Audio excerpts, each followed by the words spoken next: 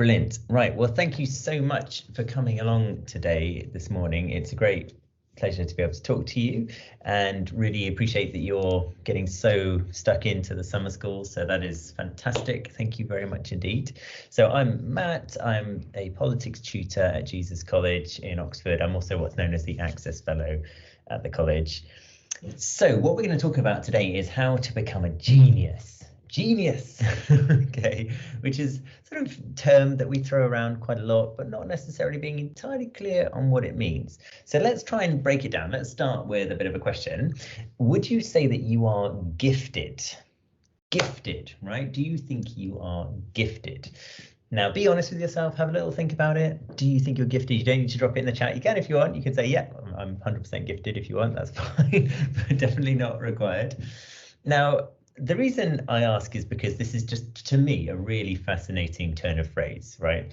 It gives this sort of sense, if you take it literally, right? If you sort of take this away from being a metaphor of giftedness to a sort of quite a literal sense of you're gifted, it implies that you've inherited your abilities. Okay, so it's commonly said that as members of Seren, you are Wales's brightest people, which is another metaphor, right? You don't literally glow because of your intelligence, although, you might sometimes blush a little bit, but you're not actually sort of actively pushing photons out of your face, are you? So you're not bright in a sort of literal sense, you're bright in a metaphorical sense. And another metaphor that's commonly bandied around is gifted, right? And if we take that fairly literally, that would imply that you perhaps inherited your intelligence, or in some other sense, perhaps in a more social sense, that the environment that you grew up in was really supportive. It really helped you develop your interests in your brain. Perhaps you were perfectly nourished as a child. Perhaps you were given lots of academic support. Perhaps you were sort of encouraged to be curious and so on. But with either sort of interpretation of the word gifted, either as a genetic inheritance or as a sort of social environment, it sort of takes you out of the equation, right? It sort of suggests you've got nothing to do with it, right? You are destined to be academically brilliant and you could do nothing about it. You're on this sort of cosmic treadmill that's sort of dragging you in a certain direction and you have almost no agency over it. And so that's what I want to really explore this morning, is whether or not you can actually become more intelligent, whether you can even become a genius, right? Someone who is, peerless, who's capable of contributing a seismic, sort of earth-shattering contribution to their field of study, which is, I suppose, broadly speaking, what we might term a genius. And many of the individuals that we would tend to classify as geniuses have done precisely that. They have contributed some completely mind-altering thing to their fields of study. Okay, so we've got to try and unpack this, right? Perhaps a sort of a clearer, more fundamental question would be, rather than are you gifted, or do you consider yourself to be gifted, would be to ask, how much control do you think you have over your own intelligence? How much agency do you feel that you have? Could you dial up your intelligence or dial it down, or sort of actively keep it where it is? What do you think about that? Give yourself a couple of seconds just to think about that, because that's quite a difficult question, and it's fundamental to this talk this morning.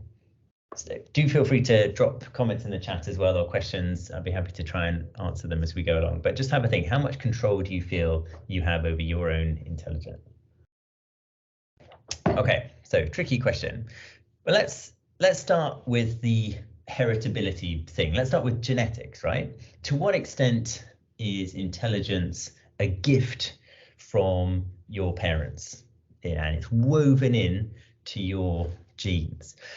Well, there's a lot of money on this. There's a lot of money riding on this. Okay, I mean, you might be alarmed to find out, for example, that sperm banks will come and park a truck in Oxford and will solicit donations from undergraduate students because of their well-educated gametes. Right? So believe it or not, Oxford students can be paid a silly amount of money to, well, let's not get into the details of what they have to do, but simply because they're smart, it's thought that their genes will be smart, and therefore people will actually pay higher prices for their sperm than for other people's sperm. And the same thing happens with eggs, by the way, because women can donate eggs. And if those women have been highly educated, you can actually sell their eggs at a higher price. Okay, so there's a lot of money riding on this. There is a lot of investment in the idea that intelligence is an inherited gift, that you take it from your parents to a very significant extent. And this kind of bears out with some of our anecdotal assessments of intelligence. So, you know, you might sort of think, well, how come so-and-so just seems so naturally capable at maths? They just seem to find maths a cinch. They never seem to struggle with it. They've always been top of the class. That's got to be natural, right? That's got to be something that is actually within the fabric of their genome. That's why they're so good at maths.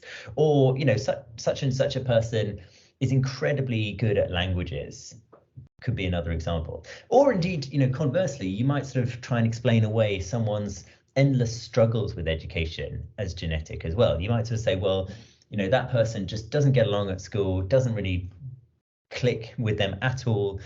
Regardless of whatever they try, they always fail academically. And therefore, that's got to be just in their nature. And when we say something is in their nature, we're implying that there's a big old fat dollop of genetics going on there. Okay, so these are sort of fairly anecdotal, fairly sort of day-to-day bits of sciencey reasoning that people tend to put towards intelligence. And there's a sort of undergirding assumption that we're basically either born intelligent or not. And there's not a huge amount you can do. You can maybe tinker at the margins, but a lot of your capabilities are basically fixed at birth. Okay, but there is a big problem with the genetic story, which is simply there is no proof for it. There is no positive evidence that genetics does set your intellectual framework. Part of the reason is going to be relatively obvious to you, which is that there is clearly not going to be one or even, you know, a handful of genes that will perhaps support or inhibit someone's capacity to learn. There's likely to be, if it is a genetic story, which we still is completely open, the jury's completely out, but if it is a genetic story, it will be just a mind-meltingly complex interplay of loads and loads of genes. And also not only genes, but biology, so things like, you know, your height, weight, your physiognomy, your histology, all of that sort of stuff, plus your environment, right? So genes just never really have that much power. I mean, sure, they can change my eyes to blue and my height to be a certain amount and my hair to be a certain color and so on. But for other sort of things to do with traits and behaviors and personality, it's way more complicated. I mean, let's take some specific examples. So some individuals seem to be born with really fantastic abilities at, say, pattern recognition, problem solving, critical evaluation. For example, people with autism are often remarkably good at these things. Or there's savant syndrome, or there's synesthesia, where people can detect senses, so that they can sort of smell colors and they can see music, and that can have a profound impact on their capacity to perform certain tasks better than many other people. Now, things like autism are not straightforwardly genetic. We think there is a genetic part of the puzzle, but it's a much bigger, much more complicated puzzle with thousands and thousands of pieces in it, all interacting in really complex ways. And autism isn't just genetic, it's also caused by things like whether or not the mother had a disease during pregnancy, or if it was a difficult labor, or if the mother was slightly older than average. These things contribute to someone's likelihood of becoming autistic. And so some of the people that we have thought of as geniuses in the past, I'm thinking characters like, say, Isaac Newton or Alan Turing, we don't have any, you know, absolute proof for this, but it's likely that they were autistic, given some of the testimony about their characters. And they were incredibly capable, but they weren't just genetically predetermined to be such, right? So the idea that it was just their genes is not plausible, really. It's not viable, and there's just no positive proof for it. So all of those sort of anecdotal talks we have about, oh, well, so-and-so is great at languages, so they must have been born great at languages, I'm afraid it's a lot more complicated than that. And there is a huge dollop of environmental factors that impact on how the genetics work. And there just simply are no statistically significant biomarkers for causing intelligence. So there have been a battery of tests from all over the world have been run to try and work out how can you sort of see the physiology of intelligence. So for example, there's things like levels of uric acid in your blood are correlated with IQ scores, but it's not at all clear whether that is the cause of your high IQ or the consequence of the high IQ, and no one can tease it apart, and no one can work out the actual sort of causal mechanism at all. So it's not particularly helpful. I mean, other things like glucose metabolism rates, neurohistology, immune disorders, even left-handedness has been associated with higher intelligence. But again, there is absolutely no proof of how that could actually cause you to be intelligent. If you were born left-handed genetically, how that could make you brighter, there is zero actual verifiable science to back any of that up. Okay, and there's also a lot of nonsense out there. There's a lot of pseudoscience. There's things like laterality. So you may have heard of this described as the left brain, right brain phenomenon. So there is a sense that some people are born left brain dominant and some people are born right brain dominant. And the left brain, it is said, controls your capacity for logical reasoning, and your right brain is your more sort of social, creative side. That is all drivel. There is no science behind it. It's something like logical reasoning in mathematics requires the whole brain. It's not just the left hemisphere. And same thing with social and creative tasks. It's the whole brain. It might be that gyruses of the brain are particularly highly activated if, for example, you're performing a logical task. But it's not as straightforward as saying, oh, well, if you're left brain dominant, you're going to be a great mathematician. There's no evidence for it, I'm afraid. And it's something that we sort of keep propagating, but it's just a myth, I'm afraid. I mean, let's think about it in Darwinian terms, right? So, evolution by natural selection. How could there be, let's say, a gene for maths? How is that even feasible? If we think about it in Darwinian terms, that would mean that some human beings had a genetic mutation that made them unusually good at maths, and that being unusually good at maths helped them survive and then pass on their genes. I mean, it sounds such a mad story when you set it out that way. Now, you can think of some individuals who probably did survive a bit longer by being quite good at maths. I mean, someone like Archimedes developed all sorts of weapons to fight the Romans at Syracuse. So he survived a bit longer because he was badass at maths. But the idea that this has somehow infiltrated its way into the human genome is completely fanciful. So there's obviously not a maths gene, but you might sort of say, well, okay, fine. You're taking a ridiculous example, like there's a maths gene, fine. But what about, other genetic predispositions towards intelligence? So things like delaying gratification. Now, delayed gratification is one of the most commonly cited predictors of someone's academic success in life. In other words, if you are able to hold off on a reward until later, sometimes much later, then you're likely to perform better academically, because in academia, in study, you have to be patient, you have to wait for that reward. I mean, take something like a degree, right? If you're studying as an undergraduate, you have to wait about 3 years to get the full payoff, because you have to work all that time and you have to build up your skills, and then finally you'll get your degree, and then you'll get the big reward. And having the capacity to work your way diligently towards that very sort of distant reward is a skill, and it is something that not everyone is capable of, except they probably are. Because again, there is no genetic story to delayed gratification. And if there is a genetic story, again, it's going to be a horribly messy mixture of genes, biology, and environment.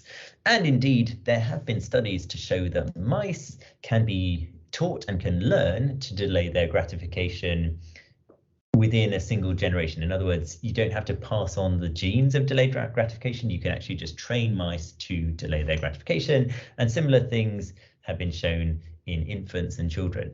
So although there's been studies done on very young children to see whether or not they will take one marshmallow now as opposed to sort of 2 marshmallows in 20 minutes, the idea that that is just purely genetic seems highly unlikely. As with everything to do with human behavior and human traits, it's a big old sloppy mess of genes, environment, and biology. Okay, now let's take an example of a prodigy. Now, a prodigy is usually described as someone who demonstrates exceptional abilities at an incredibly young age. So why not go for the big dog, Mozart, right? Mozart, Wolfgang Amadeus Mozart. Now, he was able to play and compose for the harpsichord by the age of 5. So he was composing music at the age of 5. And he was entertaining the imperial court in Vienna at the age of 6.5. Now that is, by anyone's standards, incredible. So, so then going back to the gifted question, did Mozart actually have any control over that? Was he destined to be that brilliant? Was it that he was born with the gifts that created his incredible abilities? And truly, you know, these are abilities that are beyond credible, and they were celebrated throughout Europe at the time. So he was famous as a child. I mean, Mozart is not some alien, right? He's a human being. He was flesh and blood like you and I. And when you actually sort of dig into what he did, all of a sudden it becomes a lot more clear. I mean, let's take one example, one question. Why did he become so prodigiously good at music and not maths, or not architecture, or not playwriting? You know, why was it music? Well, his father was a music teacher. So we've already got one enormous sort of environmental instigator, right? His father, Leopold Mozart, was a music teacher. And Leopold Mozart wanted to show how good a teacher he was. And so he taught his 2 children, and Wolfgang in particular was encouraged / forced to study the harpsichord and the violin for 3.5 hours every day from the age of 3. So that means that by the age of 6, when he was performing to the Viennese court, Mozart had already notched up 3,500 hours of practice. Now that is basically considered to be enough to be a decent amateur. So there's no question that for a 6-year-old, his skills were absolutely extraordinary, but he didn't get there just by fate, by destiny. He got there through excruciatingly hard work. Okay, and so that begs the question, why would he have wanted to work that hard? Well, partly he was forced to by his father, but partly he must have found it rewarding. He must have enjoyed the experience and then committed to it himself and put some energy into it. So this is where we're starting to get into the sense of how much control does someone have over their own intelligence. It's not just about gifts, it's not just about the environment or the genetics, it's also about what you put into the system that matters and how diligent you're willing to be. Now, it's worth noting that although Mozart was an exceptional young performer, he didn't produce any of his lasting works of genius until his 20s. So nothing that he produced in the earliest years of his life has stood the test of time as considered, you know, an exceptional contribution to the field. Things like Don Giovanni or the Magic Flute, not until his mid-20s, right? And by that stage, he had racked up like 20,000 hours at least of musical performance and practice. So he had just done the work. He'd done an extraordinary amount of spade work. And so, yeah, he knew the instrument inside out. He knew composition techniques inside and out. It was second nature to him, but it wasn't natural. He had learned it. He had gone and done the frickin' work, right? It's not just a question of, you know, whether or not you are genetically predisposed to something. You have to work, and if you work harder, you will get smarter if you want to be. Okay, and so Mozart tells us an awful lot about the importance and the power of diligence, of perseverance, of, I mean, cruel parenting perhaps, but still it teaches us an awful lot. So we have to be careful in assuming that prodigies are somehow just born a certain way, because actually it's a lot more complicated than that. But we probably need to take a few steps back here, because I haven't even really defined my terms terribly well. You know, what a genius is. I guess I'd describe genius as someone who contributes a peerless step forward in our thinking around a certain field, or contributes something sort of momentous, like Mozart did, like Newton did, like Einstein, like Ada Lovelace. You know, there are many examples of it. But intelligence is hopelessly difficult to defy. And it's been tried time and again, as you're no doubt aware, and not with a great deal of success. And that's a problem, right? Now, for any sort of academic worth their salt, they should be pretty alarmed at how fuzzy and messy a concept like intelligence is. Because if we can't measure it, how do we know it even exists? Is intelligence intelligible? Right? How can we know what we're doing if we're trying to dial up our level of intelligence if we don't even know what intelligence is? Now, you're probably thinking that, well, there are ways of measuring intelligence. You know, there is the IQ test, for example, the intelligence quotient test. Now, the intelligence quotient test has an incredibly dark past. I think it has a dangerous present, and I hope it has nothing to do with our futures. Now, the past, the origins of the IQ test was that it was designed by a couple of French men around the turn of the 20th century. And their stated aim, was to prove scientifically that white men were more intellectually capable than women and people of color. And so they designed a test which just so happened to be much easier for anyone who'd had a secondary education in the French schooling system, which, no prizes for guessing, tended to be white men, right? Women were much less likely to have a secondary education, and people of color were desperately unlikely to have a secondary education. And so they came up with measures that were obviously biased in favor of certain people. Now, of course, the present IQ test doesn't harbor such biases in theory. And there is some evidence to suggest that IQ scores are fairly consistent for a person across their lifetime. In other words, if you took an IQ test today and then in 10 years time or in 20 years time, your score is likely to be pretty close and not that changeable. But it begs the question, is IQ actually unchangeable? Are we born with a fixed quotient of intelligence that we will basically live our entire lives with and die with? No, not straightforwardly. So although, you know, IQ is relatively stable as a measure, there is also lots of evidence that you can train someone to become much better at the test. Because of course you can. I mean, it stands to reason. There is no test that's ever been developed by a human being that you can't obtain a comparative advantage on by practicing, is there? Right? So if you practice the IQ test, lo and behold, you get better at it. And if you get training on how to sort of develop the best strategies for the test, you'll get better still. Now, there might be a hard ceiling for some people. There might be, you know, a certain level of IQ beyond which it will become basically impossible for them to break. But then that is probably because of the limitations of the IQ test. The IQ test is sort of measuring very specific skills to do with, say, pattern recognition, memory, problem solving, stuff like that. And those skills can have useful predictive power for certain tasks in the real world. So, you know, if someone wants to become an excellent mathematician, then the IQ test might map onto that fairly easily. But intelligence is much more multifaceted than just the capacity to, you know, memorize facts or, you know, control spatial 3D objects and things like that.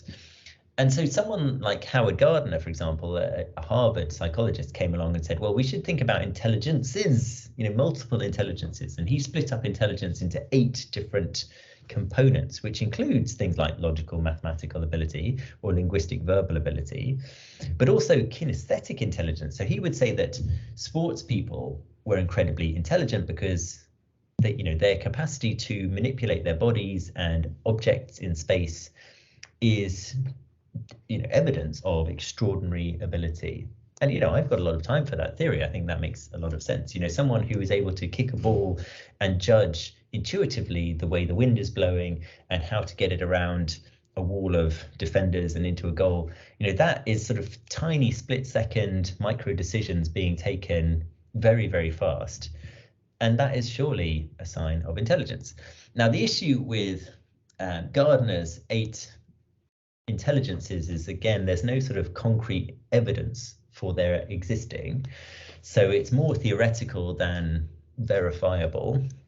But still, it raises a really crucial point, which is that IQ is far too narrow. You can get better at it if you practice it. And we need to think of intelligence a bit more widely than that.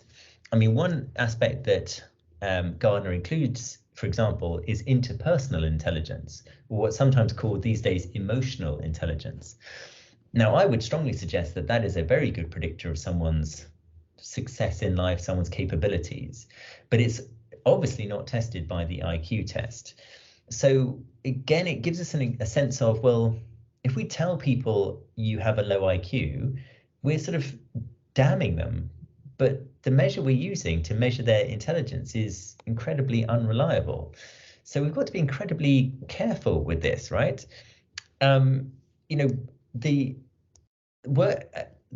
language we're using can cause actual harm. If I say to someone, well, you're very gifted, well, for a start, I'm using a twisted metaphor which doesn't make a huge amount of sense.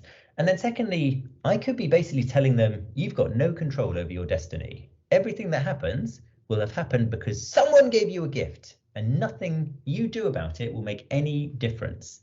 And that could completely demotivate them. That could make them think, right, well, I'm going to swan through life and everything's going to be breezy and it's going to be nice and I'm never going to have to do a day of work in my life. And sod Mozart and his thousands of hours of practice, you know, everything's just going to be delivered to me on a plate. It's not. That's nonsense, right? And similarly, if I say to someone else, I don't think you're very gifted, that's got an extraordinary loading of its own. That sort of gives the implication of, oh, you're just, you know, an unhelpful waste of cells. You're not providing anything because you don't have any gifts, which is horrible, right? You're dooming someone to sort of predestination. You're saying you're destined to be mediocre for the whole of your life. You will not be exceptional because you're not gifted. What an absolutely horrendous thing to say. And the fact that we've used the word gifted in regards to children until relatively recently, it's now thankfully gone out of fashion, but it's been used an awful lot, is quite alarming. And the fact that we still use IQ is actually downright astonishing. I mean, the fact that we give it any credibility, given how pseudoscientific it is baffling. So, you know, just be careful. You know, it might be tempting to say, well, I've got a really high IQ, therefore I am really intelligent and I don't need to do anything about it. But what the evidence suggests is that intelligence is a skill. It's something that you train at, that you have to apply and you have to be diligent about. And the more you practice, the better you'll get. Sure, there may be some genetic elements to it. There may be some aspects for which you're just lucky. A bit like if someone is born a little bit taller than average, that might make them a little bit better at basketball. But they're going to have to do a load of other stuff to be really good at basketball. And it's exactly the same with intelligence. We mustn't strip agency out of this equation. We mustn't say to ourselves, I can't do anything about my intelligence, because that just does not bear up with science. It doesn't stand up to reason, and it causes actual harm to a lot of people. So what can you concretely do if you want to be more intelligent, if you want to dial it up to 11 in terms of your intelligence? Well, first of all, ask yourself why you would want that.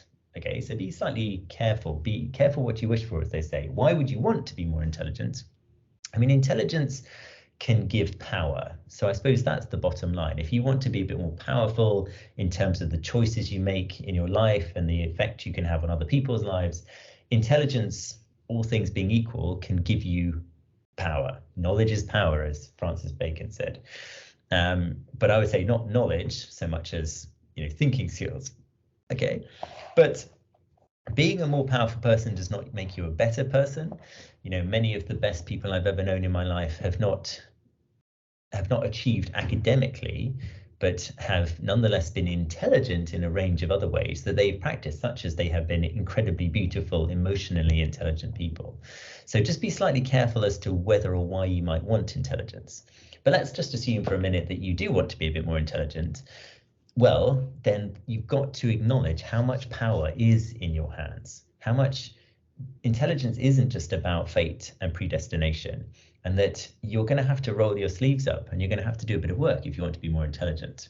Okay, but I'll talk a little bit more about work later. The first thing you should do is just be very careful with your language. You know, be careful what you say to yourself, because you've got this sort of internal narrative going on about who you are and what your identity is around intelligence.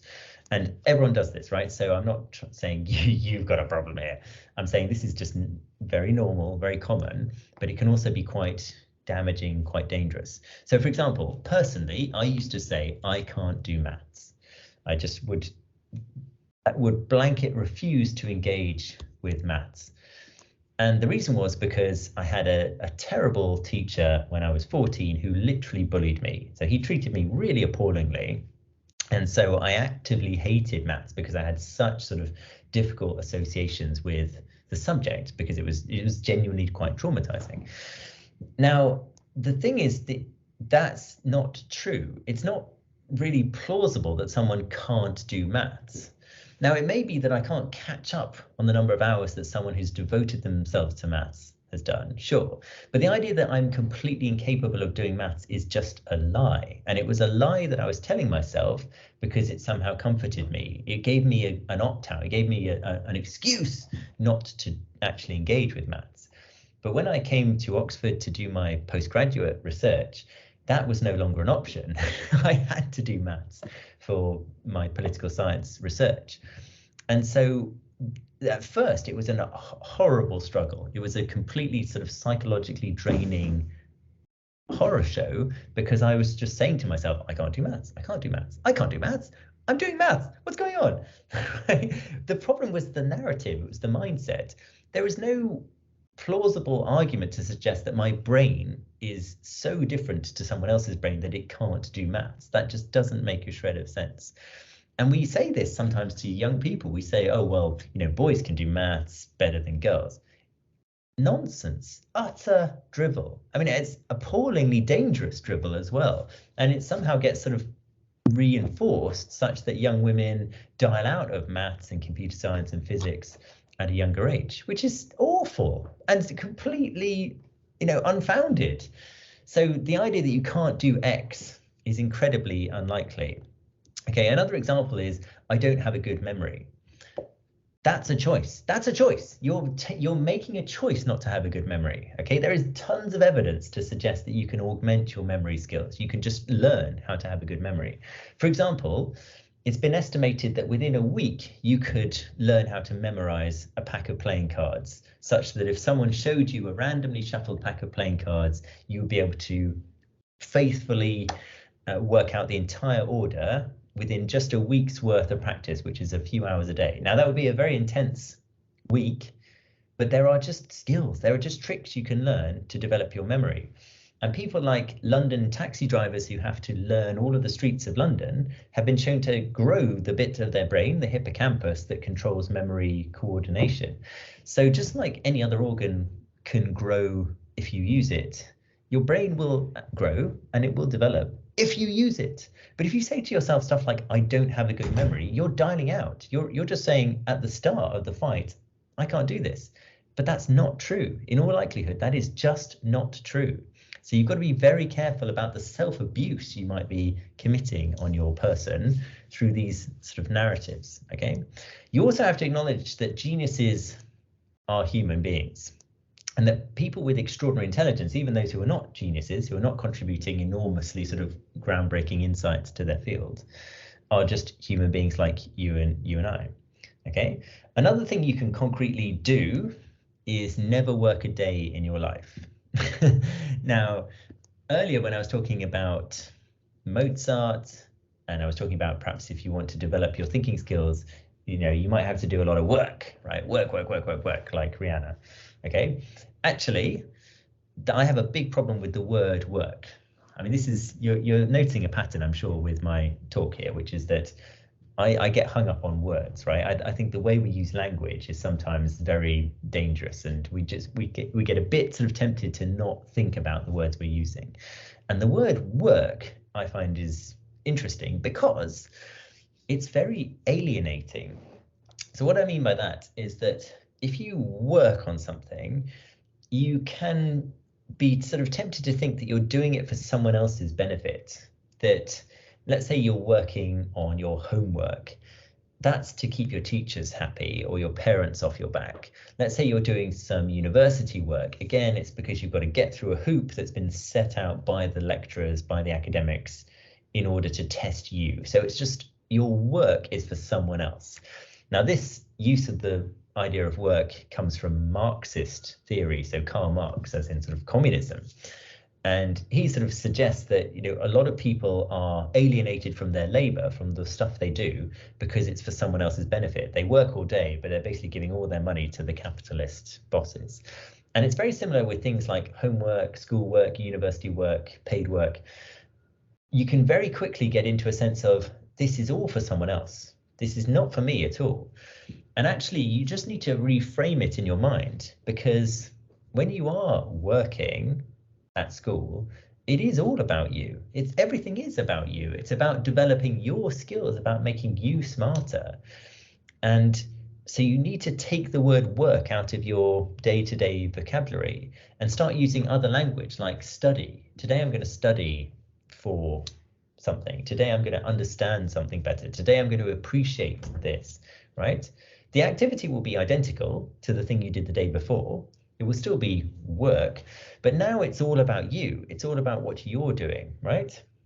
So for some of these people that have become peerless, you know, the absolute pinnacles of their fields, they, I would wager, have not worked very hard because they've studied incredibly hard, or they've understood very hard, or they've thought very hard, but they haven't worked because they haven't thought about it being for someone else.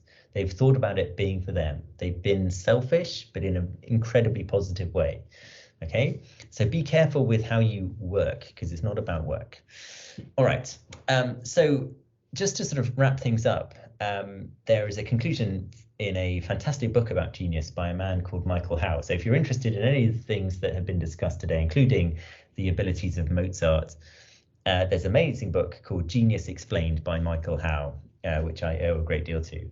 And in the final chapter, he says, the particular qualities that contemporaries most frequently remarked upon in geniuses such as Newton and Mozart were broadly temperamental. Okay, doggedness, persistence, the capacity for fierce and sustained concentration, as well as intense curiosity, are the attributes that others have noticed, and geniuses themselves have concurred with that emphasis. A number of geniuses, including Darwin and Einstein, have disclaimed their having superior inherent intelligence, but no genius has ever denied either possessing or relying upon a capacity for diligence or a healthy curiosity. Okay, J.M.W. Turner, arguably Britain's best ever artist, put it this way: the only secret I've got is damned hard work. If only he hadn't used the word work there, it would have been perfect. Okay, Einstein does it even better. Love is a better teacher than a sense of duty. Okay, at least for me, that's what Einstein said. So in other words, he did his things out of love. He did them because he loved physics, he loved maths, he loved playing the violin. He was incredibly good at playing the violin. Okay, so what you can concretely do is accept how much power you have over your destiny. Yes, there's probably a bit of a genetic role, but there's no evidence that it's significant at all. In fact, there's no evidence for any of it, right?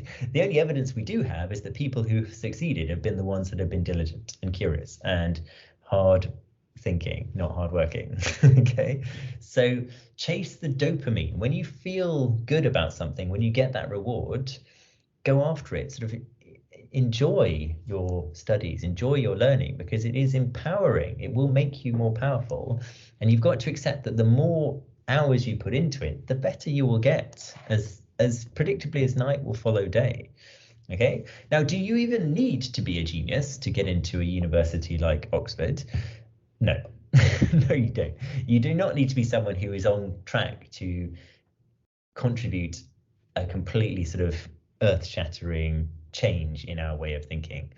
You do have to be intelligent, but obviously what that means is interesting. And for Oxford, we use particular ways of testing your academic ability and potential for each of your chosen subjects. And so those tests, things like interviews and admissions tests, you can 100% practice for. And even with a few hours of diligent study, not work, study, you can get a lot better very quickly. Okay, now it can be hard to catch up with privilege. So some people who have perhaps been very highly supported, maybe attended incredibly expensive schools since childhood, have perhaps had more hours put into their education. So it can be quite difficult to catch up to that level, but you can catch up. And remember that people who are told too often that they are gifted will stop trying, because they'll just think, what's the point of me putting any effort in? Because it's going to happen anyway. This is fate.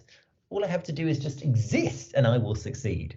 And that is not true. Okay, you do have to try. And so you can definitely catch up. If you want to be stronger, smarter, better than somebody else, although probably shouldn't frame it in such ferociously competitive terms, but if you just want to be better for yourself, you've just got to put a bit of effort into it. Okay, so don't get sort of too mixed up in this notion that you can't do anything about your own intelligence, that you are incapable. Okay, you can. You do have control over your intelligence. There's plenty of evidence to suggest as much. Should you wish to be brighter and more powerful, that is a choice you can make. It's not a fate that you have to just live out. Okay, and so to answer my earlier question about whether or not you are gifted or whether you feel gifted, I would strongly argue that yes, you are gifted, but you're gifted because you're a human being. You're not gifted because you're a special human being, because human beings pretty much all got the same kit and caboodle. We've all got the same capabilities, and those capabilities are absolutely incredible, right? Your brain, as I mentioned in my opening session, is equivalent to 40,000 iPhones worth of processing power. It's the most complex and miraculous thing that we've ever encountered in the universe. So you've got to ask yourself whether or not you're going to use it. Most people are blissfully unaware of their capabilities because they will tell themselves lies like, I can't do maths, or I can't improve my memory. And those lies are comforting because it gives them an excuse not to try. Now, you don't have to try. You won't be a better person if you try these things. So you just need to come up with a better story. If you don't want to develop a good memory, if you don't want to be good at maths, that's fine. But don't say things to yourself like, I can't. Just say, I won't. I don't want to. That's okay. But if you do want to, you can do something about it. You can learn a language starting in adulthood. You can become incredibly proficient at music without having ever picked up a musical instrument before the age of 5. And a lot of what we think of as sort of incredible advantages to some people can be enormous disadvantages if they don't appreciate how much personal effort and perseverance matters. If they do think it's all about gifts, if they've just developed all of these things because of what they perceive as someone else's help, then they won't be as self-reliant, and they won't be as stubborn, and they won't be as persistent. And honestly, the thing that I can sort of say hand on heart connects all of the students I've encountered at Oxford and all of the tutors is that we're really, really stubborn. We're very diligent and committed, and we just want to know answers to difficult questions, and we will not be fobbed off by don't know, can't do that. Can't do that is not in our vocabulary. So you've got to feel that sense of empowerment because it's there, it's in you, it's already there. You've just got to unlock it. Okay, I hope that makes sense. I'll stop wittering now, and I'll give you the chance to ask any questions or make any comments you might have.